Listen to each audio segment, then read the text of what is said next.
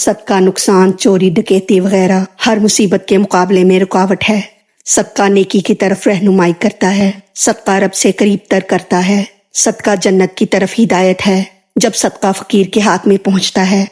اعوذ باللہ من الشیطان الرجیم، بسم اللہ الرحمن الرحیم۔ یا ایھا الذین، اے لوگو جو آمنو، ایمان لائے ہو۔ یہاں مسلمانوں کو مخاطب کر کے کلام فرمایا جا رہا ہے، کیونکہ کفار کے صدقات بہرحال باطل ہیں، خواہ وہ ریا سے ہوں یا اخلاص سے، احسان جتائیں یا نہ جتائیں، ایذا دیں یا نہ دیں، وہی اعمال رب کے ہاں قبول ہیں جو ایمان لانے کے بعد ہوں۔ اس لیے فرمایا گیا کہ اے ایمان والو، لا تبطلوا، نہ ضائع کرو، صدقاتکم، اپنی خیرات کو، بالمنی، احسان جتلا کر، والاذی، اور ستا کر۔ تبطلوا سے اپنے نیک اعمال کا ثواب باطل کرنا مراد ہے، یعنی صدقہ دینے کے بعد احسان جتا کر یا تانا دے کر اپنے درست صدقات کے ثواب کو باطل نہ کر لو، یعنی ضائع نہ کر لو۔ باطل سے مراد بیکار یا فنا ہونے والی چیز ہے، کسی چیز کے خراب ہونے کو بھی باطل کہتے ہیں، اور نیست و نابود کر دینے کو بھی۔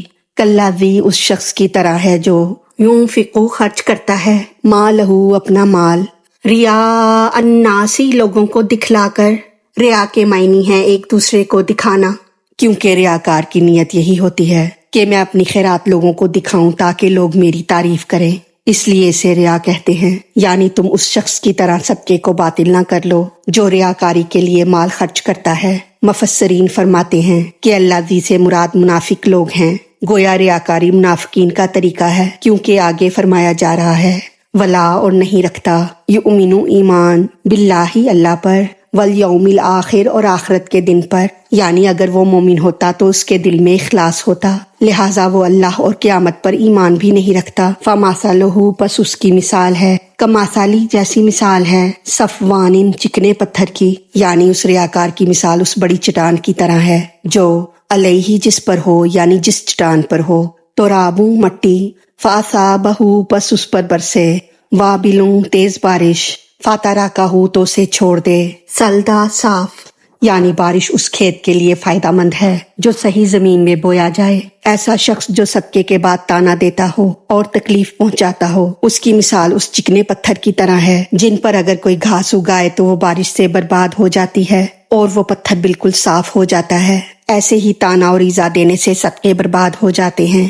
لا یقدرون، نہیں وہ قدرت رکھتے، اللہ پر، شعیم، کسی چیز کے، مما، اس سے جو، کاسبو، انہوں نے کمایا۔ یہاں شعیم سے مراد ثواب ہے اور کاسبو سے مراد اعمال ہیں، یعنی وہ اپنے کسی عمل کا ثواب نہیں پاتے۔ واللہ، اور اللہ تعالیٰ، لا یہدی، نہیں راہ دکھلاتا، قوم الکافرین، کافروں کی قوم کو، یعنی اللہ کافروں کو قیامت کے دن راہ جنت کی ہدایت نہ دے گا، یا یہ کہ دنیا میں انہیں اعمال درست کرنے کی ہدایت نہیں دیتا۔ اب اس آیت کا خلاصہ اس طرح ہے کہ اے مسلمانوں، صدقہ دینے کے بعد فقیر پر احسان جتا کر یا اسے ایذا پہنچا کر خیرات کا ثواب اس منافق کی طرح برباد نہ کر لو جو اپنا مال محض لوگوں کے دکھاوے کے لیے خرچ کرتا ہے کہ لوگ مجھے سخی کہیں، نہ اس کا ایمان خدا پر ہے اور نہ قیامت پر۔ اس تانا دینے والے اور تکلیف دے کر ثواب برباد کرنے والے کی مثال ایسی ہے جیسے کوئی کسان پتھر پر بیج بو دے اور وہ سمجھے کہ میں کامیاب ہو گیا اور میں دوسرے کسانوں کی طرح وقت پر کھیت کاٹوں گا۔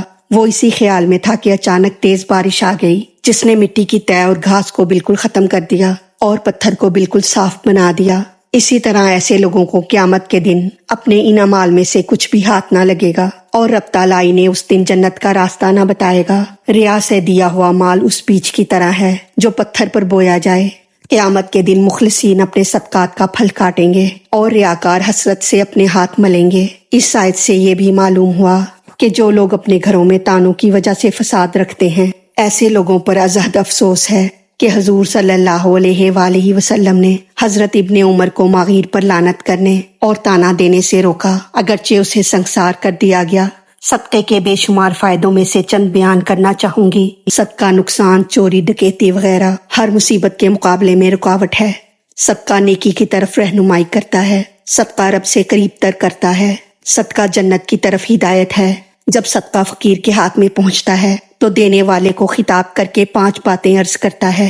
اے خیرات کرنے والے، میں قلیل تھا تو نے مجھے کثیر بنا دیا، میں حقیر تھا تو نے مجھے عظیم بنا دیا، میں فانی تھا تو نے مجھے باقی کر دیا، میں دنیا کی گھومنے والی حقیر دولت تھا، تو نے اپنے اخلاص سے مجھے آخرت کی پائیدار نعمت بنا دیا۔ مہربانی کر کے مجھے برباد نہ کرنا، زندہ اور آباد رکھنا، مجھے اخلاص کے پانی اور ایمان کی ہوا سے سرسبز رکھنا۔ مگر یہ تمام خوبیاں اس صدقے میں ہیں جو خلوص دل سے ہو، کہ رب کی بارگاہ میں دل کی کیفیت دیکھی جاتی ہے، نہ کہ مال کے مقدار کی، جیسا کہ حضرت ابو ہریرہ رضی اللہ تعالیٰ عنہ سے روایت ہے کہ حضور صلی اللہ علیہ وآلہ وسلم نے ارشاد فرمایا، اللہ تعالیٰ تمہاری صورتوں اور تمہارے مالوں کو نہیں دیکھتا، بلکہ تمہارے عملوں اور تمہارے دلوں کو دیکھتا ہے۔ با اخلاص مومن کا صدقہ کم ہو یا زیادہ، اللہ تعالیٰ اسے بڑھاتا ہے۔ اللہ تعالیٰ ہماری غلطیوں کو معاف فرما کر ہمارا پڑھنا سننا اپنی بارگاہ میں قبول فرمائے، ہمیں دین و دنیا کی تمام نعمتیں عطا فرمائے اور ہمیں عمل کی توفیق عطا فرمائے، آمین یا رب العالمین۔ وما علینا الا البلاغ المبین۔